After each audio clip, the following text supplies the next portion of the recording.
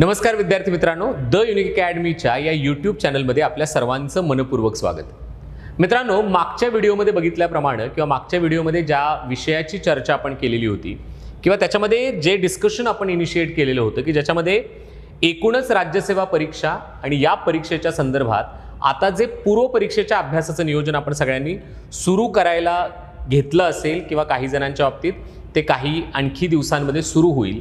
आणि मग ही सगळी तयारी करत असताना वेगवेगळ्या विषयांचा जर विचार आपण या पूर्व परीक्षेतला जर केला तर त्यातला सामान्य विज्ञान किंवा जनरल सायन्स आणि मग त्या जनरल सायन्समधल्या काही गमती जमती, काही इंटरेस्टिंग फॅक्ट, काही महत्त्वाच्या बाबी याची चर्चा करायला आपण मागच्या व्हिडिओपासून सुरुवात केलेली होती. तुम्हाला यापूर्वी सांगितल्याप्रमाणे बायोलॉजीच्या संदर्भातले वेगवेगळ्या संस्थांच्या वर आधारित असलेले सविस्तर व्हिडिओ द युनिक अकॅडमीच्या याच यूट्यूब चॅनलवरती तुम्हा सर्वांसाठी उपलब्ध आहेत, ते देखील तुम्ही पाहू शकता. पण एकूणच राज्यसेवा परीक्षा असो किंवा संघ लोकसेवा आयोगाची परीक्षा असो आणि त्याचा जो काही एकूण अभ्यासक्रम आहे आणि त्या अभ्यासक्रमामध्ये पूर्व परीक्षेच्या संदर्भात जर आपण विचार केला तर त्या पूर्व परीक्षेमध्ये सामान्य विज्ञान आणि त्या सामान्य विज्ञानामधला जीवशास्त्र हा एक महत्त्वाचा घटक आहे. एकूणच परीक्षेची तयारी करत असताना जेव्हा सीसॅट क्वालिफाईंग झालं आहे आणि मग आता आपल्याला जीएसचा जास्तीत जास्त स्कोर करणं, जास्तीत जास्त मार्क्स त्याच्यामध्ये मिळवणं आणि मग त्याच्यामध्ये जर काही महत्त्वाच्या टॉपिकचा आपण जर अभ्यास केला, काही महत्त्वाचे घटक जर व्यवस्थितपणे आपण अभ्यासले तर आपल्याला त्याच्यामध्ये चांगल्या पद्धतीने स्कोर करता येऊ शकतो. आजचं लेक्चर मित्रांनो हे प्रामुख्यानं सामान्य विज्ञान आणि त्या सामान्य विज्ञानामधला जीवशास्त्र किंवा बायोलॉजी आणि या बायोलॉजीवरचे कोणते असे टॉपिक आहेत की जे परीक्षेच्या दृष्टिकोनातनं महत्त्वाचे आहेत आणि ज्याची तुम्ही तयारी करणं ही येणाऱ्या कालखंडामध्ये आवश्यक आहे, त्याच्याबद्दलची चर्चा किंवा त्याच्याबद्दलचं डिस्कशन आपण आज करणार आहोत. म्हणजे एकूणच कोणकोणत्या प्रकरणांचा अभ्यास आपल्याला सविस्तर करावा लागणार आहे याची एक यादी आजच्या व्हिडिओमध्ये मी तुम्हाला देणार आहे. सो चला तर मग मित्रांनो, आजचं डिस्कशन आपण सुरू करूया.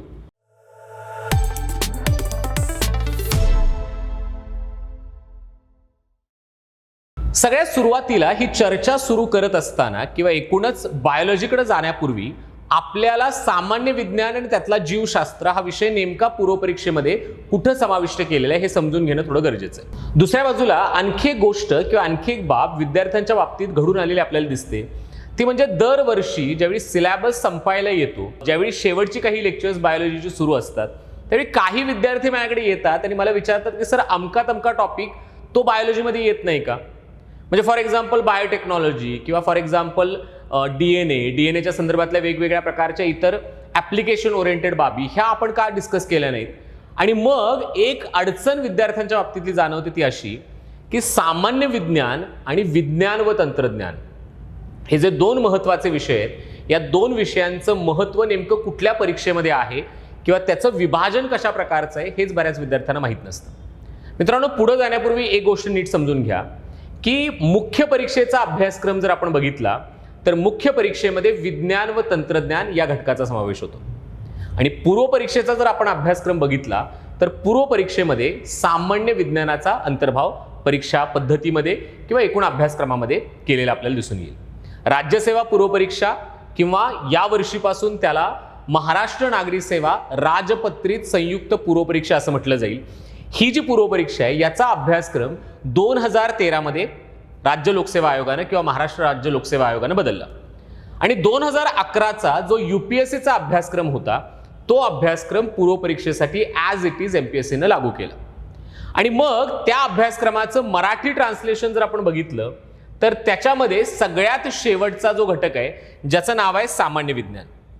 आणि या सामान्य विज्ञानामध्ये कशाचा अंतर्भाव होतो तर या सामान्य विज्ञानामध्ये प्रामुख्याने 3 बाबींचा अंतर्भाव होतो, ज्याच्यामध्ये सगळ्यात पहिलं आहे फिजिक्स, केमिस्ट्री आणि बायोलॉजी. या 3 महत्त्वाच्या गोष्टी आपल्याला त्यामध्ये अंतर्भूत असलेल्या पाहायला मिळतात. त्यामुळे विद्यार्थी मित्रांनो, इथे एक गोष्ट विसरू नका किंवा एक गोष्ट नीट समजून घ्या की जनरल सायन्स हे प्रिलिमच्या अभ्यासक्रमामध्ये सामान्य विज्ञान ज्याला आपण म्हणतोय, ज्यामध्ये फिजिक्स, केमिस्ट्री आणि बायोलॉजी, भौतिकशास्त्र, रसायनशास्त्र आणि जीवशास्त्र हे जे विषय आहेत ते पूर्व परीक्षेच्या अभ्यासक्रमामध्ये आहेत. तर विज्ञान व तंत्रज्ञान विषय घटक ज्याच्यामध्ये स्पेस टेक्नॉलॉजी असेल, न्यूक्लिअर टेक्नॉलॉजी असेल किंवा इतर तत्सम ॲप्लिकेशन ओरिएंटेड ज्या बाबी आहेत त्या तुमच्या मुख्य परीक्षेचा भाग आहे. आणि त्यामुळे ही एक गोष्ट सर्वसामान्यपणे अगदी सुरुवातीला आपल्याला पाहणं किंवा आपल्याला त्याचं बायफर्केशन माहीत असणं ही गरजेची बाब आहे. आता सामान्य विज्ञान हा जो पूर्व परीक्षेतला विषय आहे, त्या सामान्य विज्ञानामध्ये त्याचा अभ्यास करत असताना कोणकोणत्या प्रकरणांचा आपण व्यवस्थितपणे अभ्यास करायला पाहिजे किंवा कोणकोणती प्रकरणं आपण नीटपणे डिस्कस केली पाहिजे, ती तपासली पाहिजे, त्याचं वाचन केलं पाहिजे, त्याच्या नोट्स काढल्या पाहिजेत, हे थोडंसं समजून घेणं आपल्याला गरजेचं आहे. आणि मग ज्याच्यामध्ये प्रामुख्यानं सामान्य विज्ञानाचा जर विचार केला आणि 2012 पासून किंवा 2013 पासून होत असलेल्या पूर्वपरीक्षांचा आणि त्याच्यामध्ये विचारल्या गेलेल्या प्रश्नांचा जर विचार केला तर काही महत्त्वपूर्ण टॉपिक किंवा काही महत्त्वपूर्ण प्रकरणं ही आपल्याला पूर्वपरीक्षेच्या अभ्यासक्रमासाठी व्यवस्थितपणे अभ्यासावी लागतील, त्याचा आपल्याला आपल्या अभ्यासामध्ये समावेश करावा लागेल.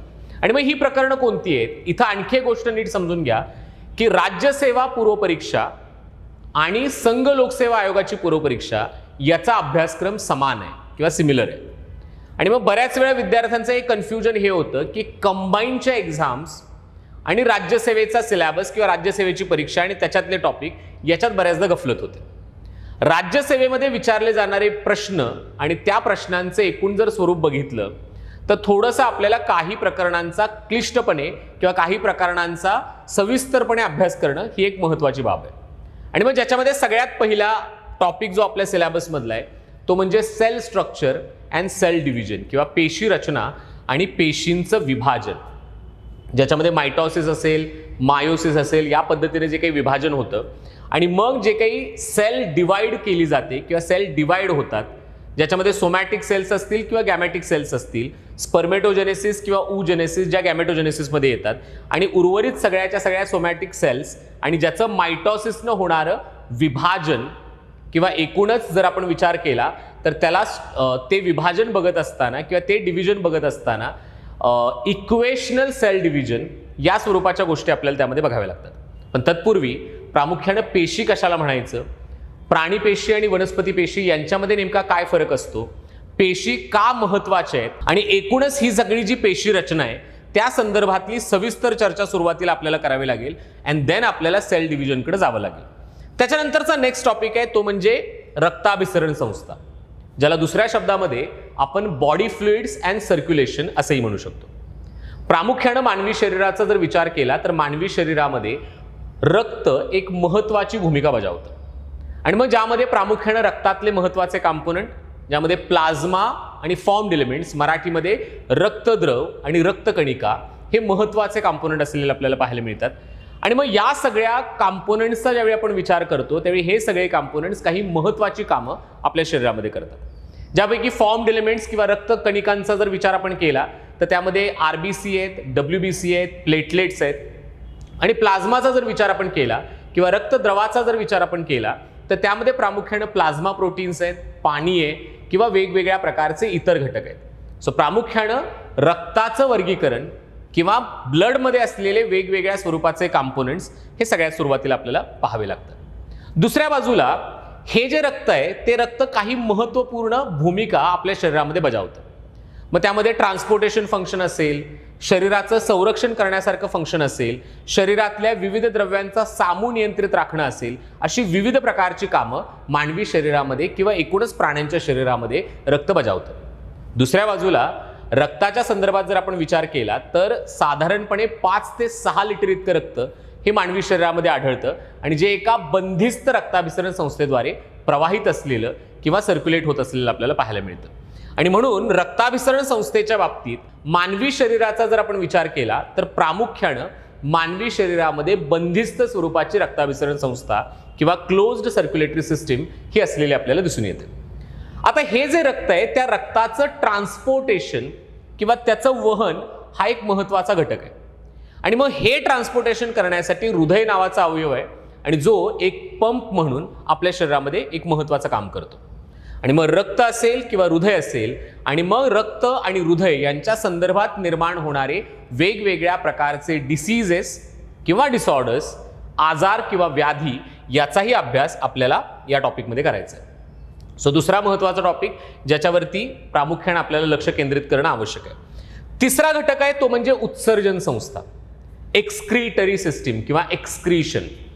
बघा, आपलं शरीर हे 1000 ट्रिलियन सेल्सनी बनलंय. आणि या सगळ्या सेल्सचा जर आपण विचार केला तर या सगळ्या सेल्स या आपल्या शरीरामध्ये विविध प्रकारच्या चयापचय प्रक्रिया करत असतात, ज्याला आपण मेटाबॉलिक ऍक्टिव्हिटीज असं म्हणतो. आणि मग या चयापचयाच्या दरम्यान विविध प्रकारचे घातक आणि टाकाऊ पदार्थ हे आपल्या शरीरामध्ये साचायला लागतात, हे आपल्या शरीरात रक्तामध्ये यायला लागतात. आणि मग अशा नत्रयुक्त टाकाऊ आणि घातक पदार्थांना शरीराच्या बाहेर टाकण्याची जी काही प्रोसेस आहे त्याला एक्सक्रीशन किंवा उत्सर्जन असं म्हटलं जातं. आणि मग प्रामुख्यानं उत्सर्जन संस्थेचा ज्यावेळी आपण विचार करतो त्यावेळी किडनी आणि किडनीच्या स्वरूपात इतर जे काही वेगवेगळ्या स्वरूपाचे कंपोनेंट्स आहेत की ज्यामध्ये वन पेअर ऑफ किडनी असेल, मराठीमध्ये त्याला वृक्क असं म्हटलं जातं, त्याच्यानंतर युरेटर असेल, युरिनरी ब्लॅडर असेल आणि युरिथ्रा असेल, असे 4 महत्त्वाचे कंपोनेंट्स हे मानवी उत्सर्जन संस्थेच्या संदर्भातले आपल्याला पाहता येतात.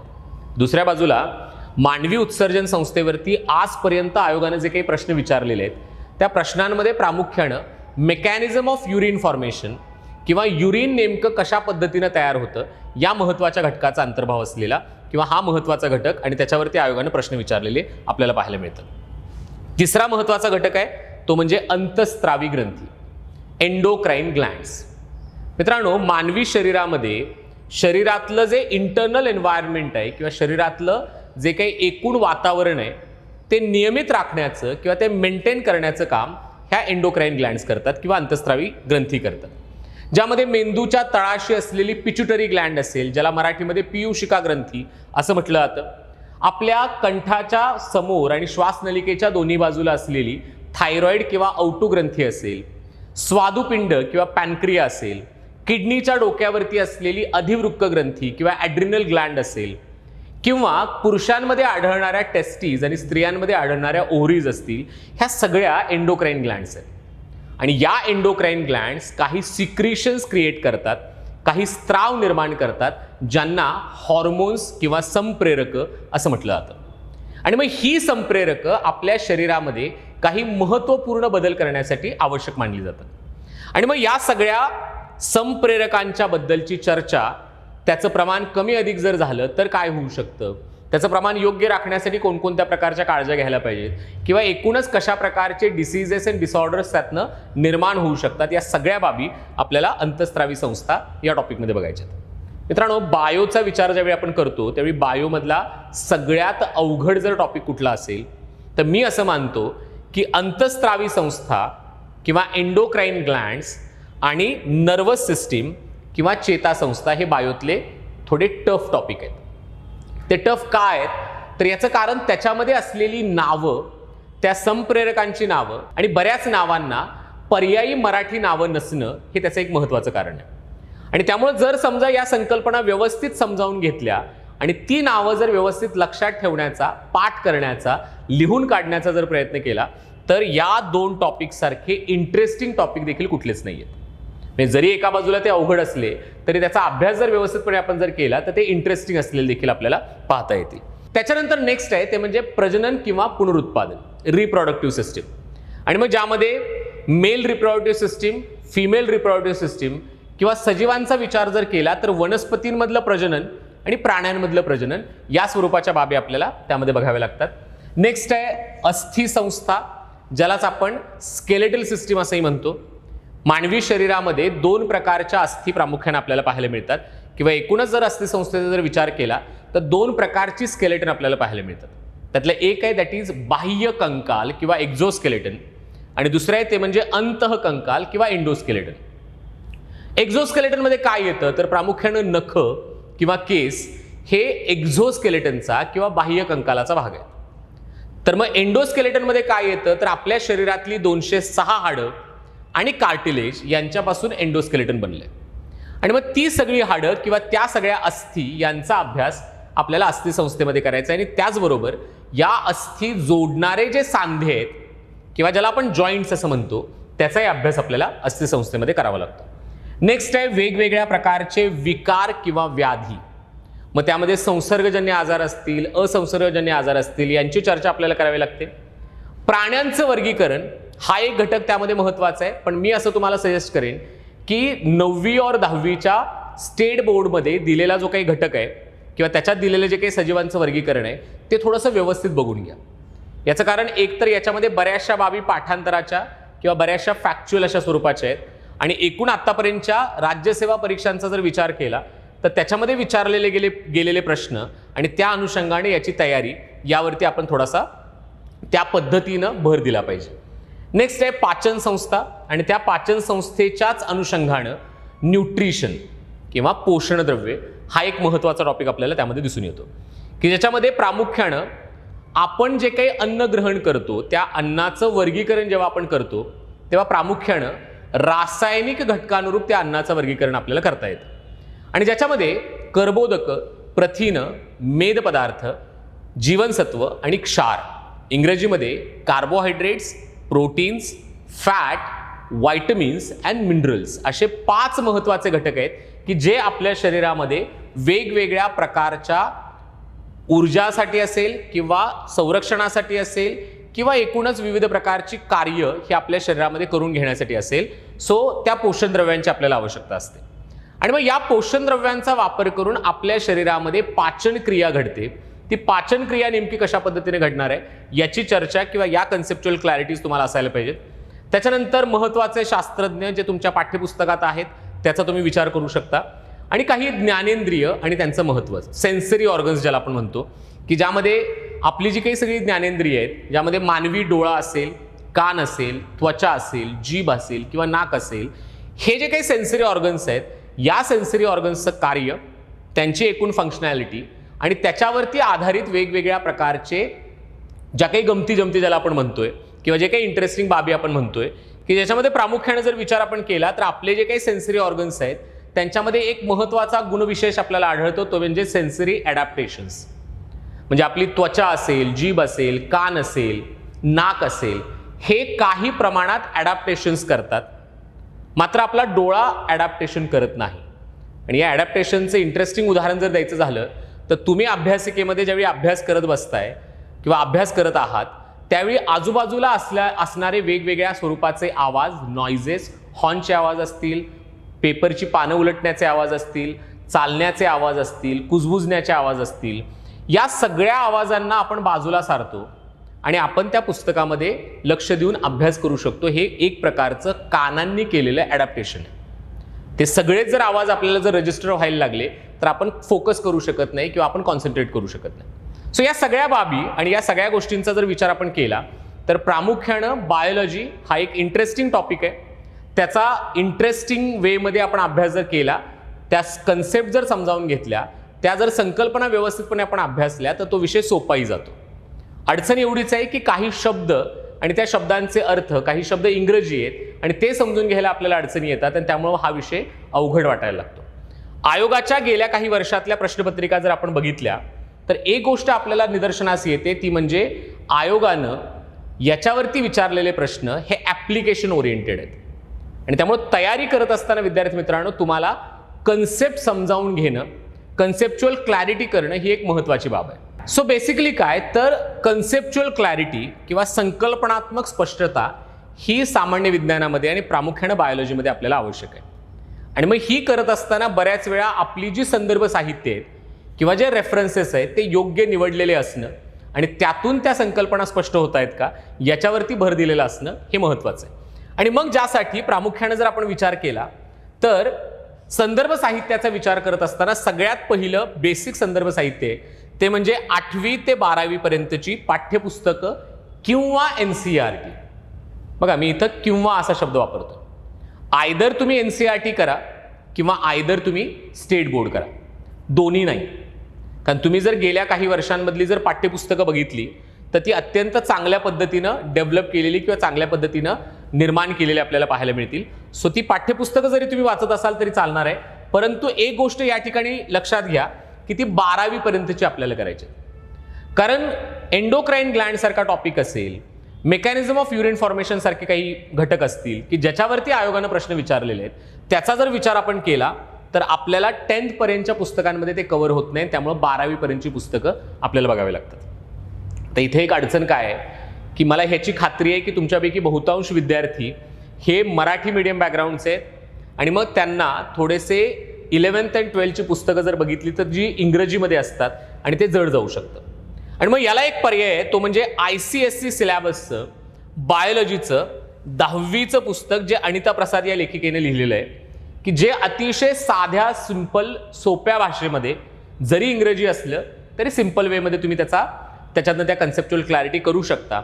आणि याच्याही पुढे जाऊन एक पर्याय तुमच्यासमोर आज उपलब्ध आहे, तो असा की 2020-21 या वर्षांमध्ये द युनिक अकॅडमीनं NCERTचं मराठी ट्रान्सलेशन किंवा NCERT सिरीज ही लॉन्च केली. आणि ज्याच्यामध्ये प्रामुख्यानं NCERT, ICSE, NIOS आणि पाठ्यपुस्तकं यांचा एकत्रित समावेश त्या NCERT सिरीजमध्ये केलेला आपल्याला पाहायला मिळतो. आणि ज्याचं भौतिकशास्त्र, रसायनशास्त्र आणि जीवशास्त्र या तिन्ही विषयांचं एकत्र कंपायलेशन असलेलं सामान्य विज्ञानाचं NCERT तुम्हाला उपलब्ध आहे. सो ही जर संदर्भ पुस्तकं तुम्ही व्यवस्थितपणे अभ्यासली आणि एकूणच संकल्पना समजून घेण्यावरती भर ठेवला, कॉन्सेप्ट समजून घेण्यावरती भर ठेवला, तर ॲप्लिकेशन ओरिएंटेड अशा स्वरूपाचे विचारले जाणारे प्रश्न हे सहजपणे तुम्ही सॉल्व्ह करू शकता. परीक्षेमध्ये सामान्य विज्ञान आणि सामान्य अध्ययन किंवा GS पेपर 1चं वाढलेलं महत्त्व आणि त्या पेपर 1मध्ये असलेले वेगवेगळ्या प्रकारचे घटक आणि त्या प्रत्येक घटकांचा करावा लागणारा सखोल अभ्यास, या सगळ्याचा विचार करता सामान्य विज्ञानासारखा विषय, जीवशास्त्रासारखा विषय, त्याच्यामध्ये हे मार्क्स जास्त मिळवून देण्यासाठी तुम्हाला मदत करू शकतो. ही मदत आपणाला निश्चितपणे होईल अशी आशा करतो. अशाच काही आणखी व्हिडिओसह पुन्हा भेटू. तोपर्यंत धन्यवाद. थँक्यू. नमस्कार विद्यार्थी मित्रांनो, द युनिक अकॅडमीच्या या यूट्यूब चॅनलमध्ये आपल्या सर्वांचं मनपूर्वक सहर्ष स्वागत. मित्रांनो, 2022 हे वर्ष नुकतंच सरलं आणि आपण 2023 या वर्षामध्ये प्रवेश केला. सर्वप्रथम तुम्हा सर्वांना द युनिक अकॅडमीच्या वतीनं आणि माझ्या वतीनं नवीन वर्षाच्या हार्दिक सदिच्छा. मित्रांनो, 2022 या वर्षाचा जर विचार आपण केला तर या आधीच्या वेगवेगळ्या व्हिडिओजमध्ये आणि वेबिनार सेमिनारमध्ये उल्लेख केल्याप्रमाणे 2022 हे वर्ष खरं तर बदलांचं वर्ष हे स्पर्धा परीक्षांची तयारी करणाऱ्या विद्यार्थ्यांच्या बाबतीत पाहावं लागेल. ज्याच्यामध्ये प्रामुख्यानं राज्यसेवा परीक्षेची तयारी करणारे जे विद्यार्थी आहेत त्या विद्यार्थ्यांच्या बाबतीत सुरुवातीला CSAT क्वालिफाईंग करणं असेल, त्यानंतर राज्यसेवा मुख्य परीक्षेचा अभ्यासक्रम आणि एकूणच परीक्षा पद्धती बदल असेल, आणि ज्यामध्ये नव्यानं आलेला वैकल्पिक विषयासारखा विषय, इथिक्स, इंटिग्रिटी आणि ॲप्टिट्यूड सारखा विषय किंवा essay सारखा विषय या स्वरूपाचे काही बदल असतील. आणि त्यानंतरच्या कालखंडामध्ये राज्यसेवेची पूर्वपरीक्षा ही इतरही राजपत्रित पदांसाठी संयुक्त पूर्वपरीक्षा म्हणून केलेली घोषणा असेल, असे अनेक असंख्य बदल हे विद्यार्थ्यांना पाहायला मिळाले. या सर्व बदलांचा विचार करत असताना द युनिक अकॅडमीनं 2022 या वर्षामध्ये वेगवेगळ्या प्रकारच्या नवीन बदलांना सामोरे जाण्यासाठीच्या बॅचेस असतील, विविध उपक्रम असतील किंवा वेगवेगळ्या प्रकारचे आन्सर रायटिंग सेशन्स असतील, यांचं गेल्या वर्षभरामध्ये आयोजन केलेलं होतं. 2023 हे वर्ष सुरू होत असताना येत्या 1 फेब्रुवारीपासून द युनिक अकॅडमीची MPSC 1 इयर इंटिग्रेटेड बॅच, जी 2024चा अटेम्प्ट देणारे विद्यार्थी आहेत त्यांच्यासाठी सुरू होत आहे. मित्रांनो, एकूणच आयोगाच्या बदललेल्या परीक्षा पद्धतीनुसार किंवा अभ्यासक्रमानुसार या बॅचचं महत्त्व, दुसऱ्या बाजूला संकल्पनात्मक स्पष्टतेवरती विशेष भर, उत्तरलेखन कौशल्य विकासावर विशेष प्राधान्य, अद्ययावत आणि अपडेटेड अभ्यास साहित्य, वैकल्पिक विषयाचं स्वतंत्र मार्गदर्शन, मुलाखत, पूर्वपरीक्षा, मुख्य परीक्षा अशा स्पर्धा परीक्षांच्या विविध टप्प्यांवरती केलं जाणारं मार्गदर्शन, अशा भरपूर वैशिष्ट्यांसह ही बॅच येत्या 1 फेब्रुवारीपासून सुरू होते. बॅचची वेळ ही सकाळी 8 ते 10 असेल आणि 1, 2 आणि 3 या तारखांना फ्री लेक्चर्स विद्यार्थ्यांना अटेंड करता येतील. या बॅचच्या अधिक माहितीसाठी तुम्ही खाली दिलेल्या क्रमांकावरती संपर्क साधू शकता, जे क्रमांक आहेत 8929920917 किंवा 8956994499. www.theuniqueacademy.co.in या आमच्या संकेतस्थळाला भेट द्यायला देखील विसरू नका. मित्रांनो, स्पर्धा परीक्षांची तयारी, बदललेला अभ्यासक्रम, अभ्यास पद्धतीत झालेला बदल आणि या सर्वासह महाराष्ट्रातील सर्वोत्तम मार्गदर्शक आणि निकालाची घवघवीत परंपरा असलेल्या युनिक अकॅडमीच्या या डेमो लेक्चर्सना अटेंड करायला विसरू नका. धन्यवाद.